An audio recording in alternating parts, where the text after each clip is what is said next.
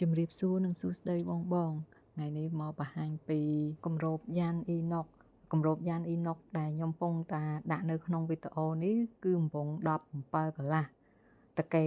6តែនិយាយពីតកេវិញយើងអត់គិតពីតកេទេបងយើងគិតតែពីកំពុងថាសកង់ទេដោយសារតាប្រភេទយ៉ាន Inox នេះពេលដែលយើងគ្របនៅលើថាសកង់ទៅគឺគ្របពីលើតកេអស់ហើយបងឃើញតាម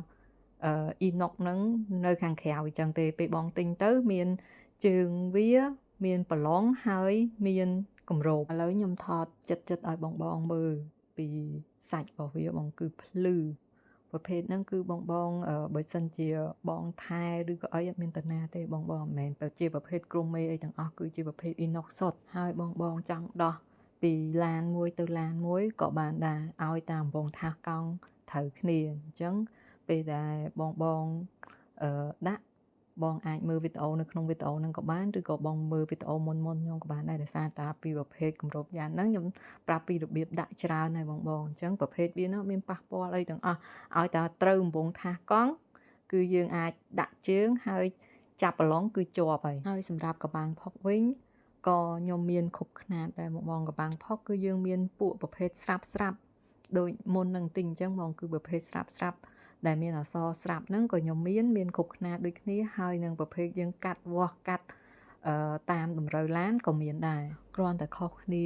ពីកម្រាស់ក្រាស់ស្ដើងហើយនឹងកម្ពស់តែប៉ុណ្ណឹងដោយសារតែខាងខ្ញុំមានកម្ពស់ចាប់ពី60ទៅ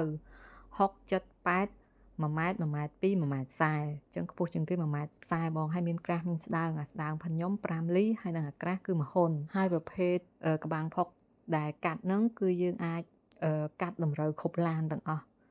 ឬសូម្បីតែលម៉កកង់3តូរីសគឺដាក់បានទាំងអស់បងអញ្ចឹងបើសិនជាបងមានតម្រូវការអីអាចមកដាក់ដល់ហាងបានហើយសូម្បីតែប្រភេទស្តុបចំណាំងផ្លាតស្តុបមុខស្តុបក្រោយស្តុបចំហៀងគឺខាង admin មានទាំងអស់បងអាចឆាតសួរនៅក្នុង page ក៏បានឬក៏មកមើលដល់ហាងក៏បានដែរហើយម៉ូតកបាំងផុកមួយគឺចាប់អត់ដូចគ្នាទេបងឡានខ្លះដូចឡានគាត់នេះចាប់ដល់តែ3តំណាក់ផ្សេងគ្នាបងចង់ចាប់ម៉ូតជាលក្ខណៈថាលាតទាំងអស់ឬក៏2ផ្ទាំង3ផ្ទាំងឬក៏បង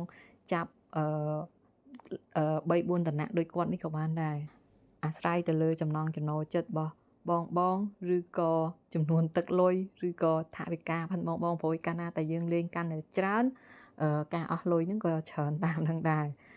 ឥឡូវខ្ញុំមកបង្ហាញពីកបាំងផុកចិត្តឲ្យបងមើលអានេះប្រភេទខាឥឡូវខ្ញុំទៅរកអាស្ដើងឲ្យបងមើលថាស្ដើងវាមិនហើយអាក្រាស់មិន